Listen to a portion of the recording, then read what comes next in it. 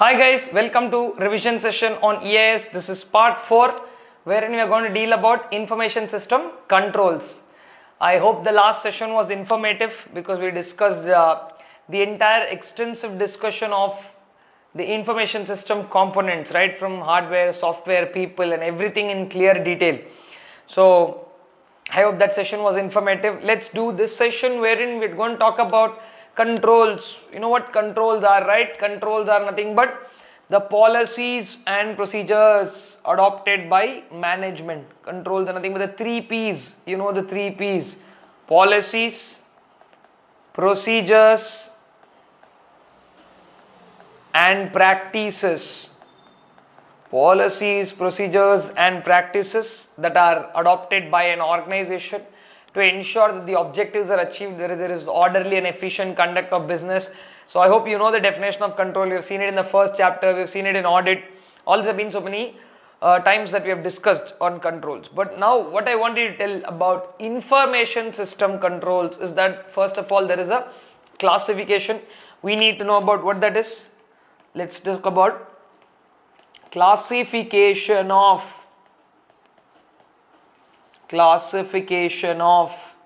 information system controls.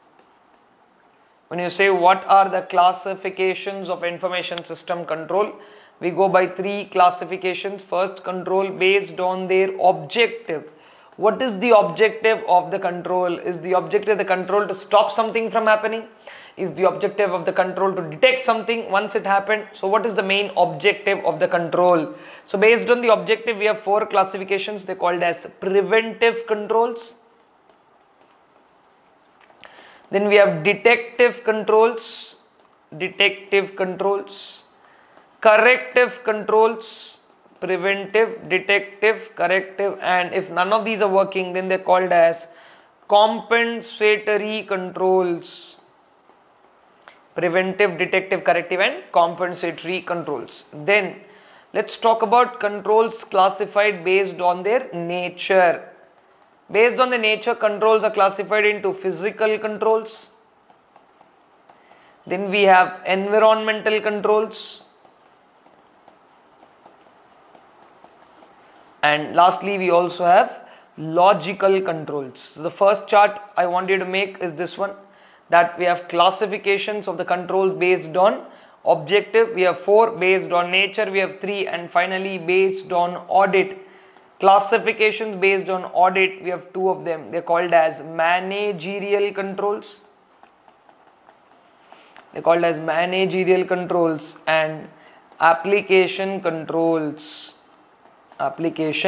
controls. Now, so this session is going to be a complete explanation of what all these controls are, an overview of how these controls actually work in their place. Let us see to the extent of what we can put into this one particular session.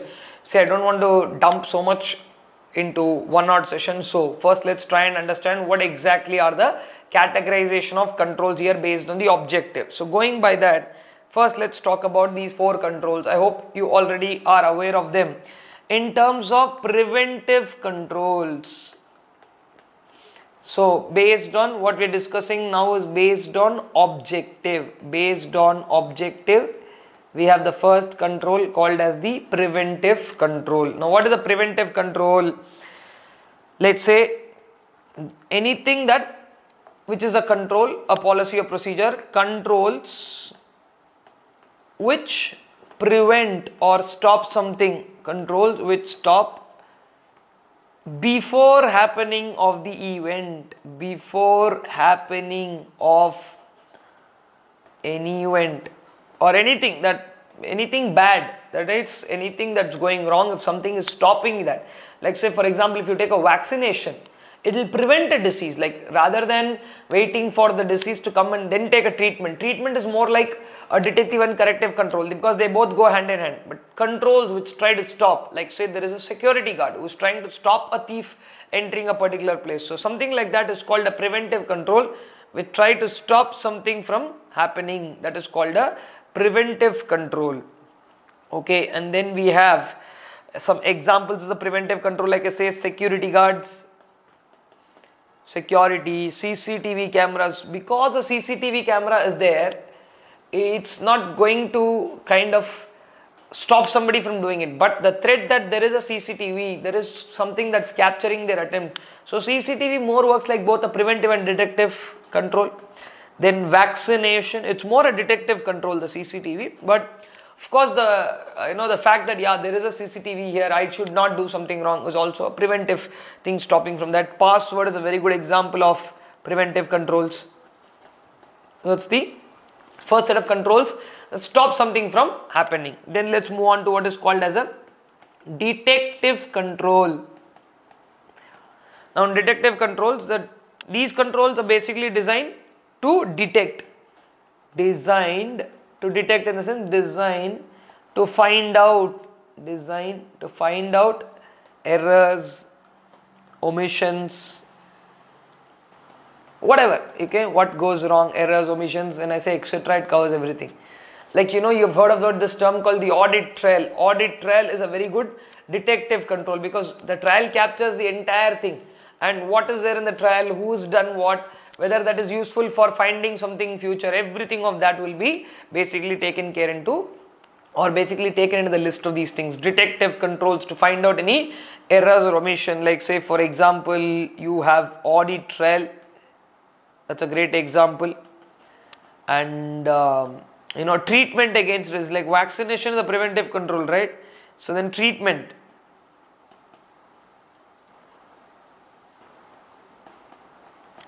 is a kind of a detective control, treatment is corrective control, but diagnosis, you can say diagnosis, rather treatment in the sense you're finding out a cure for that, may not be exactly the word treatment, but first you can say diagnosis, finding out what went wrong, that's a detective control. Treatment will follow up as a corrective control. So control which stops something from going wrong, that's called a preventive control. Detective control is something that will find out what went wrong or what can go wrong, and then we are talking about corrective controls. What are corrective controls? Corrective controls are nothing but controls which rectify, the deviations or gaps. Controls that rectify deviations or gaps, that is what is called a corrective control. Treatment, or any solution that you put up, like say for example a contingency plan, all these are something like a corrective control. Taking something like an emergency plan at the situation, that is when the event actually happened, what did you actually do to stop from that. So preventive controls, detective controls and corrective controls. Then also we have the last category here called as compensatory. You know what compensatory means? When none of these three are there, something like an insurance, where preventive, detective and corrective controls do not collectively work, that's exactly where compensatory controls come into picture. So compensatory controls are nothing but those controls that in the absence of preventive, detective, corrective, or even their presence and they're not effective, then the compensatory controls come into the picture, wherein you will have the entire set of controls which are working towards just compensating the loss, and that will totally come only after the occurrence. Insurance, disaster recovery plans, these are just a great example. They don't stop anything, but if something happens, there is always a scope of you being protected from that. So that's the first part of the controls based on objective. Now let's move on to the next part, where we are going to talk about controls based on their nature. Now based on nature we have first environmental, based on first we'll go with environmental. In environmental the first one is fire, so environmental. Then later we have physical, and we also have logical. We will see them as we get there, but first we need to understand from the every kind of controls point of view from nature, what are the risks involved. So in environmental, let's see first what are the risks. The biggest risk, environmental risk, is fire, then water, that's the next thing. These two can damage your information system equipment or information system resources, including people, hardware, software, anything very in a very serious or a very big way. So that is exactly why we need to take care of this, both from fire and water, and also power spikes, pollution and others, pollution and others. All these are something to do with the various set of risks that occur because of environmental dangers. So now let's talk about controls in terms of, for each one of these, what are the controls. Let's first pick up fire. If you pick up fire, I can give you a few things here. We can start using fireproof material. Okay, then you have fire repression systems, fire suppression or repression systems, using less wood. I hope you can make this list, it's not a big deal. Then you can have fire extinguishers, smoke detectors. I don't think this is a problem, right? So safeguard fire, what are the big set of things? And again, water. Now water can occur because of pipes that leak, or it could be because of natural causes like rain or floods or something like that. So to stop from that also, we probably have to make sure that we address the water issues by setting up waterproof ceilings, proper cementing, and the roofs to be taken care, and not locating the information system room on the topmost floor, but locating it in a strategic location where things don't go wrong. So like that, the maximum that you can do to try and stop something from going wrong, that is what we will do with water. So I'm not listing down all that. I mean, this list is very easy, you can go through that. Power spikes. Now power spikes are nothing but the going up down the power. So you can use something like voltage regulators or surge protectors. All these are some of the examples of power spikes. So using a fireproof wire or fireproof material, like in using good quality wires, putting them in panels and conduits, not letting them outside in the open. So making sure that all of these basic things are taken care of, so that things don't go wrong drastically. That is the main idea. So that's the point. And last one, pollution and others. What do you talk about pollution and others? The major pollutant basically is about dust, or in terms of these things, pollution and others. To control this, what is the best control? Avoid eating or smoking. Avoid eating, smoking in IT areas. So which means wherever the IT processing facilities are there, not supposed. I think this piece is a very easy piece, nothing much for me to discuss. If you guys give a reading, you'll be able to understand. But predominantly there are 4 risks: fire, water, power spikes and pollution. And controls are pretty much in order to suppress each of them. What should you do? Let's get on to the next part of controls. This is also very easy. Physical controls. First of all, let's talk about what are the physical risks or threats, like we say. Physical threats. When you talk about physical threats, one of the biggest threat is theft. Theft of IS resources, physically theft, or even you can say vandalism or damage. Somebody can go and vandalize an asset, break them down or something like that. So physical threats of theft or damage. And then we are also going to look at the controls for those now. Here broadly we have 4 categories of control. First one they call locks on doors. Regularly the ones that you use, the locks on doors, you can use the regular locks, a normal lock and key that you can use. It's called a bolting door lock. So in locks we have 3 types of locks.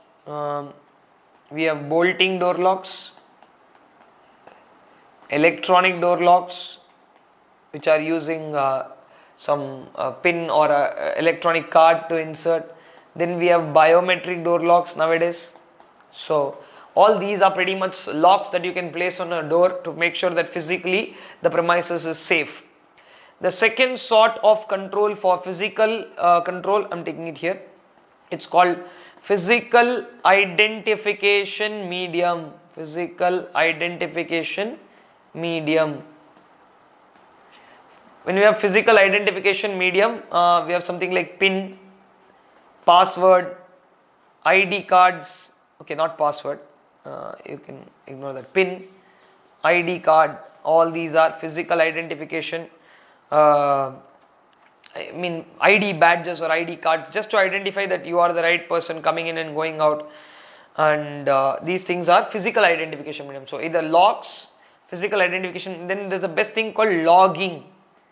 Logging means making a record of chronological record, who came in, who went out, all that is called either manual login, or you can use electronic logging. So in both these cases you can use some kind of a mechanism and to make sure that who came in, who went out, either electronically or manually. And then the last one here is called as the residual category, the other sorts of physical controls. We have security guards, CCTV cameras. You know, dead man doors are a pair of doors. You have one door in the other. So the first door has to compulsorily close the second one to open. It's like that. That's called dead man doors. So all these, and you still have something like perimeter fencing. I'm saying etc. That's a lot. Anything and everything there can be used as a physical control. List is pretty clear. CCTV cameras, security guards, you can make employees or people sign bonds or contracts, bonded personnel, dead man doors. So again, I've been a little cool on these two because these two are pretty simple. You guys can go easy on them. But what I want you to now concentrate and listen carefully is the last part of this controls called the logical controls. Now if you see what exactly are the logical controls, first we need to know what are the logical dangers. So if we know what can go wrong, then only we can protect them, right? So we have two things that can go wrong. Logical dangers. What are the logical dangers? First, if you know that, you can start protecting from them, right? So we are classifying them into two. One is called technical exposure.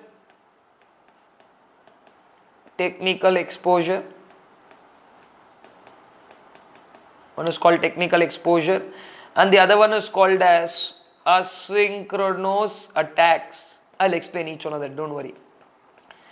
Nothing very simple. Asynchronous attacks are something that happen on the telecommunication line or on a particular network. When an attack happens on a network or a telecommunication line, such a thing is called as asynchronous attacks. So possibly you got to take care of them. First, if we talk about this, then the next question arises as to who do this. These are people called as perpetrators. Who perpetrates? Perpetrators. Who are the perpetrators? Who do this? And then let's also talk about the controls. What are the logical access controls and how do they work? We will even discuss that in detail because 6 different types of controls are there to protect. Let's talk first the picture of technical exposures. Now what can go wrong are, let me list down, then I'll explain you each one of them. I want you to follow. I can't write the whole content, so first I'll write only the side headings and then listen to my explanation so you know what those are. First technical exposure is called as data diddling. Then the next one is, there are 4 different types of malicious programs, like we have worms, bombs, then we have Trojan horse, the Trojan horse. We also have another malicious program called as trap doors. Okay, so these are all the malicious programs. This is another technique to do something wrong. And then we have 2 points which are called as rounding down and salami. Rounding down, and then we have salami technique. Okay, now let us try to understand each. These two again are similar nature. We'll go understand. First, data diddling. What do you mean by data diddling? Changing the data even before it's entered into the system. Changing the data even before it's entered into the system. That's what is called as data diddling. So if somebody says that they have, this data has been diddled, or this data has been something wrong has been done with this data, then that is only called as data diddling. Wherein in case of data diddling, the data that is entered is either in the hands of wrong person because he changes it before itself, while or while entering, somebody who's entering the data, they are typing wrong data or purposefully they're doing something wrong with it. It's called data diddling. Bottom line, that data is manipulated even before it is entered into the system. That is what is called data diddling. Then let's talk about these four programs. Worms. Worms are programs which are malicious in nature. What they do is they don't need any host program to attack you. Like, I'll tell you the difference between worms and Trojan horse together. First, let me explain you what these bombs are. These are also again a malicious program. What they do is they get onto a system and then there is either a logic built into them or based on time they explode. They explode means they cause a damage. So it's a program which can induce a damage because the program was written in such a way that it has to induce a damage either based on time or based on the logic. That is only called as a bomb. In bomb we have two types, though not discussed pretty much in your book. That's called a logic bomb, or sometimes it's triggered by time. So if that program enters your system, it may damage after some time, or it may damage when you do any activity. Like if they tell that this particular thing explodes after you hit the shift key 5 times, or if it is something that when you hit enter key 10 times. It depends, like whatever logic is loaded, that will create the damage in that particular case. So data diddling, bombs. Now let's talk about worms and Trojan horses. Trojan horse is again a malicious program. You know the story of Troy, right?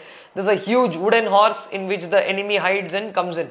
Now, if obviously I'm an enemy to somebody and I go, they're not going to open the gates and welcome and say, please come in, right? So what will they do? Obviously, they stop me. But if I'm hiding inside something that is allowed, now like say, I'm hiding myself in a car, which is allowed into an entry. Now, like say I want to enter into an apartment, obviously security guard is going to stop and ask me where am I going, and I don't want him to do that. So in that case, what we are supposed to do is we find somebody who is a resident of that apartment and you hide in his car, and obviously the security guard allows their car because he's daily seeing them and he's like, yeah, this car is authorized to allow, come in. But what they didn't know is that a malicious intention has been hiding inside the car. Same logic with the Trojan horse. It hides itself, the malicious program hides itself inside a authorized program, and you welcome the authorized program, and what you don't know is that because you welcome the authorized program, this unauthorized part also came along with it. So which is exactly why Trojan horse can be dangerous. Same thing, the logic with a worm is that worms don't need any host programs. They come inside, they attack your system, they copy themselves at multiple places and they penetrate the whole system, so the working of the system is dysfunctional. Okay, so that is how all these three malicious programs, worms, bombs and Trojan horse function. Now going with trapdoors, trapdoors are again a malicious program, wherein in a trapdoor, it's an authorized, it again is very much looking like an authorized program. They are from an authorized program. What they do is they make you do the authorized activity, and using that authorized program, they attack a temporary file in the system. They don't attack any data in the system. First, they attack a temporary file in the system, and they make way for themselves. They make way for themselves through a system which is then again not very commonly attacked. So what they do is they find a space for themselves, they get in, and then they start attacking all the files. So all of these are malicious programs. Changing data even before entering is called data diddling. Okay. Worms are those programs that don't need any host to carry them, but they will come and copy and deal with everything here. Then we have Trojan horse, which hides itself in an authorized program and comes inside. Trapdoors are those kind of programs with specific logics that are built in to create some kind of a damage. Then we have two techniques here. Rounding down and salami techniques are where you slice off a portion of decimal amounts. Where in rounding down, if the amount is like 37, it's rounded off to the nearest decimal, 0.35 or 0.30. In salami technique, if it is like say 0.39, they either round it down to 0.30, they swallow the whole 9 paise, or they swallow the entire 39 paise. So it's like 0.37 is made 0.35 or 0.30. This is what is rounding down. Okay. And nothing much to here, like say 0.39 is made 35, 0.34 is made 0.30, nearest 0 or 5, that is rounding down. But if the value is 0.39 and you make it 0.30 or 0.39 is completely siphoned away by making it 0.300, this is called salami technique. So in these two cases, since these are like this, so it's quite a danger again for somebody to take this and induct that into the system. So that is why these are also techniques to do. All these will cause some kind of damage. All the 7 are called technical exposures. Now if these technical exposures can happen anytime in the system, the next thing that can happen here is what is called as an asynchronous attack. And you know what an asynchronous attack means? Is nothing but they occur first of all in data which is traveling over the network. So when somebody who is gaining unauthorized access over the network,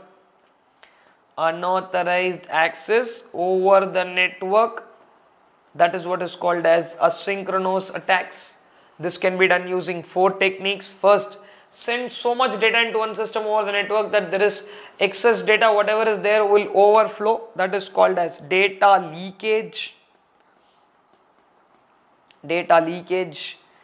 Then we have a technique called as wire tapping, the olden day technique of tapping phone calls through wire tapping. Then going by attacking onto a particular network where the intruder attacks the network and listens to what conversations are happening on the network, that is called a subversive attack, or they say subversive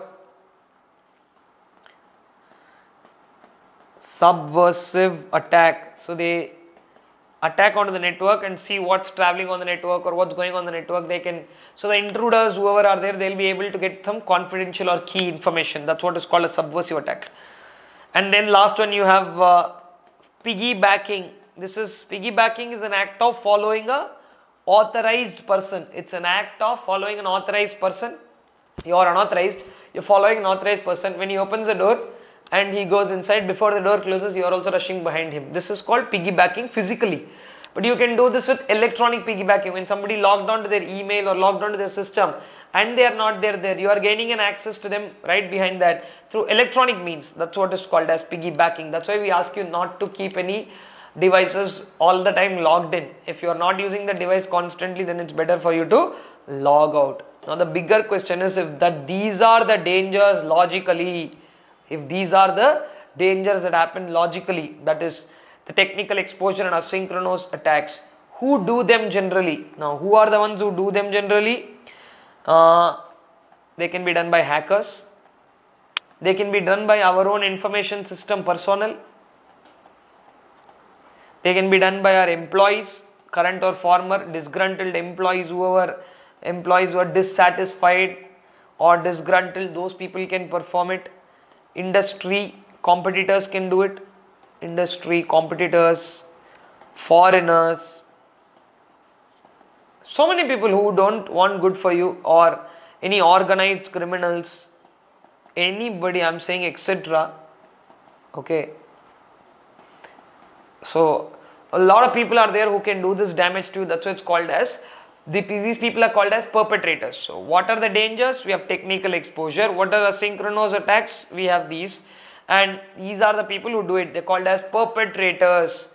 So let us now go ahead and talk about what are the controls that are going to be established for these kind of things. Okay, so there are 6 different types of controls. I'll take it that to the next sheet because it's going to be an extended discussion there. So but till now I hope you understand what can go wrong with respect to these things. Let us go ahead and now divulge into the next part wherein we are discussing the logical access controls in detail. Logical access controls.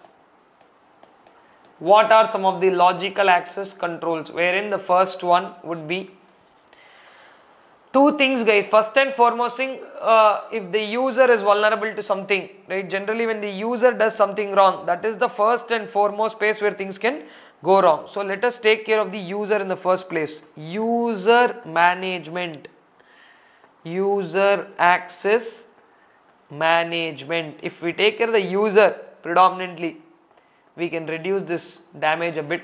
User access control number 1, user access management. So under user access management, what do we do? What do we make them establish is to make sure that every user registers themselves. So make user registration compulsory, user registration, and give the user password management, user password management. That is, they have to change their password very frequently. They have to use special characters in putting up password. These are called password restrictions. And also, first of all, you make the password use mandatory. Then access privilege management. Access privilege management. Remember in the second chapter we talked about role based access. Give them only those access controls or give them only those access powers that are necessary to fulfill their jobs. Nothing more and nothing less. That's what is called as access privilege management. And then we have review of user rights, time to time review and see whether they work well or not, user access management. Then to continue the same thing, we have to put the user with user responsibilities. Some of the users responsibilities are there. This is a second logical access control, but I'm writing in this only because both are about users. This is user access management. Don't give them complete access. But when it comes to users responsibilities, mandatory use of password, make it compulsory that they use the password. It's compulsory. Make sure that they definitely use the password, and also make sure that users don't leave their laptop and go somewhere. Users don't, what do you say? Unattended equipment. That is the name of the control. I got it. Unattended. Otherwise, I just forgot it. So, unattended user equipment. You should not leave any user equipment unattended. That is the main idea behind putting up these controls. Make them responsible that when they leave their desk and go somewhere, it's their duty to make sure that they're taken care of their control. Now, first thing we protected the user. Then majorly we have two more things to very importantly protect here. One is the operating system has to be protected. Okay, because if somebody gains control over the operating system, they can do anything and everything. They can even change the powers of the access control mechanisms. Just in case they get control to that, then the last crown jewel that is of the organization is the application software. You have to safeguard that, because if that is not safeguarded, then definitely there is going to be some kind of a mishap. But before safeguarding operating system and application system, the first and foremost question is, how does somebody come in? So they come in through the network, right? Let us protect the network access controls. Who can access to the network? Network access controls. So what are we supposed to do? Make sure that whenever somebody gets into the system, whoever it is, whenever they follow the path that we specify, that is called enforced path. So if you keep it very public and anybody can connect from any path, then you don't know whether who's connecting is an intruder or whether somebody who's connecting is a genuine person or not. So make sure that they travel through an enforced path. And now when you are a bigger organization with so much importance to IT and a lot of information is there, do not give your users and the visitors the same kind of network. If your organization's employees are there, let them work on a network. If any guests or other users are coming, let them work on other networks. If very confidential information is there, let them work on some other networks. This is called segregation of networks. Segregation of networks, right? And then we have enforced path and segregation of networks. Then routing controls, what data goes from where to where. I explained this word in my past session called routing. How data travels from where to where, from which router to which router does data move and how does it move. All that is called as routing controls, to make sure that how the data travels and where it is traveling and how you can exercise the data. All these are called some routing controls. Enforced paths, segregation of networks, routing controls, and then I think there should be one more. I'm missing something here, right? The security, yeah, security of networks. Whoever is your network service provider, make sure that there is a security about what it is and how it works, right? So if these are taken care here, basically these will take care of making sure that whoever who enters your system, is somebody who you are well aware of. These are called as network access controls, to make sure that and we should have a very important point, is network policy. Every organization, how long you can use the network, what you can do with the network, what is it all about, everything of this has to be documented in a policy. That's called a network policy. So user access management, user responsibilities, protect the network. Then protect your operating system. Don't let anybody and everybody have controls to your operating system. How do you protect your operating system? By again having some sub controls in the operating system. If somebody has to do some change, or if somebody has to work from somewhere, it has to happen only from one particular computer. Like say for example, my friends work in the organization like X Limited. My friend can change his laptop's password only when he is physically inside X Limited's premises. This is called as making sure that certain things happen only in certain locations. Okay, because if you let them change passwords outside the organization, we don't know if somebody is losing the laptop and they're capable of changing the password. They can change it from anywhere. But now if there is a restriction, now my friends do have that. They have shared with me so many times. Like they can't change their password of the laptop, the office provided laptop sitting at home. The laptop has to be physically in a place, should be connected to the network, and the network will do something called as automatic terminal identification. Automatic terminal identification. And only when the terminal is identified properly and it's like, okay, from this terminal it's happening, then it's allowed. Okay, then it's fine, taken care, you can do that. Then log on procedures. Every time when somebody logs on to a system, there should be a proper log on procedure, and they should get access only to such systems that they're entitled to and not more than or less than that. User identification and authentication. Though it happens in the first level here, anywhere user management, once again before there, because not every user gets access to the operating system directly. So there are only specific users who get access to the operating system. Checking their user ID and authentication. System usage or system utility, you can say how long did they use their system, what did they use, which program did they open, what they have done, and how frequently they have password management. This is also a simple control, a password management system. How often do they change and all that. And then there is one very important operating system control called as duress alarm. You know what is duress alarm? Duress alarm is a secret code. Duress alarm is a secret code that they use. Now like say in ATMs you type the pin and reverse the secret code, like that.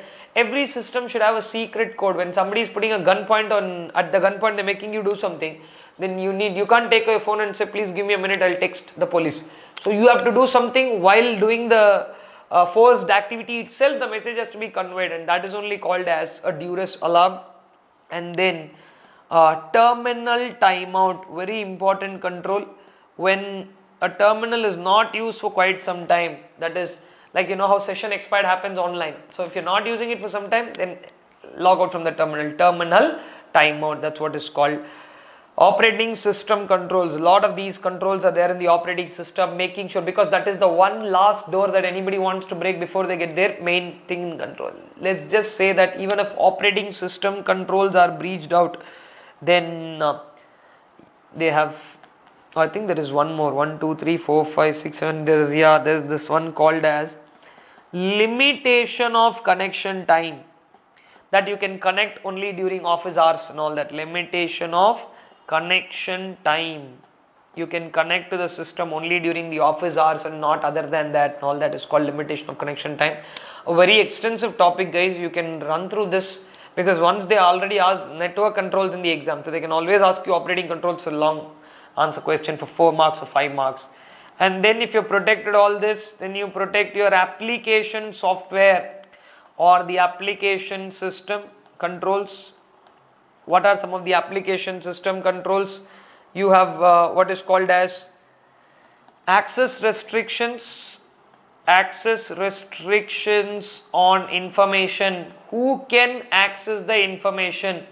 You might want to put up a restriction on that, not allowing everybody and anybody to access the information. Put up access restrictions. Make sure that only a certain number of people are able to access that. And then there is one more thing, if there is any critical programs or any sensitive programs involved, that is called as sensitive system isolation. Sensitive system isolation. Where any sensitive system is there, keep it aside, off the network and off the grid. Sensitive system isolation. Then logging of events, everything that takes place, whatever is going on, log everything. Okay. And then monitoring system use,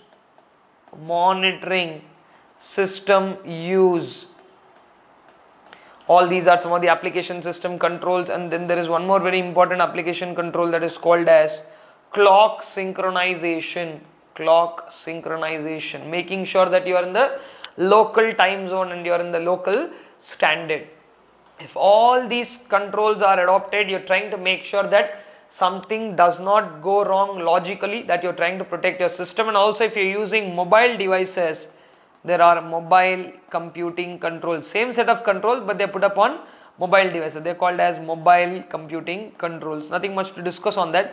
Just to tell you that if the entire set of controls are working on mobile devices, that's called mobile computing controls. So user access management, user responsibilities, network access, operating system controls, and application system controls. So I hope you can take a screenshot of this. It will be a great revision if you can deal with this.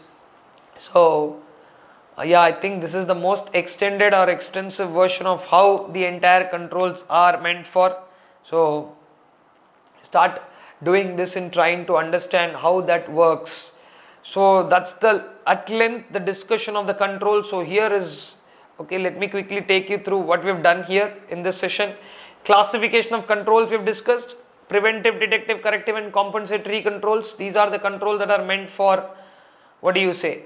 These are the controls that are meant for dealing with the controls, and their classification is going based on the objective. Preventive, detective, corrective and compensatory. But based on the nature of something going wrong, or based on the nature of what it is, we have physical controls, environmental controls and logical controls as to what they are and how they are used. Then two controls that we will be discussing in detail in our next sessions are the audit controls, managerial controls and application controls, because these two are wide and vast. Right now we have already discussed the first part, physical, preventive, detective, corrective and compensatory. Then we have also discussed the nature of controls classified based on their environmental and physical. And we have also had a deep discussion of logical. What are the logical dangers? Who are the logical perpetrators? And what are the controls? And the complete extended discussion of controls, as you see right now on the screen, is what this particular set of controls are about. I understand that controls are little difficult to memorize and little difficult to even understand for a few people, because they haven't seen this practically at all. But all I can tell you at this point of time is, see, the more you can indulge in doing something like this in a revision, the more you can remember about these kind of controls. All I want you to do is this. That is the reason why I'm keeping this session short, because if I start managerial controls and application controls, there will be too much in dumping on your head. So please take a little time after this revision session to go back and revise all these concepts once again. Give a clear reading. Now I hope in the overview you understood what they are. If you already read it, this would have been very informative and helpful. But if you haven't and you're looking at this, all I suggest you is to take back your notebook, whatever you've written here, keep it aside, and then go to the main module and read all the controls once again.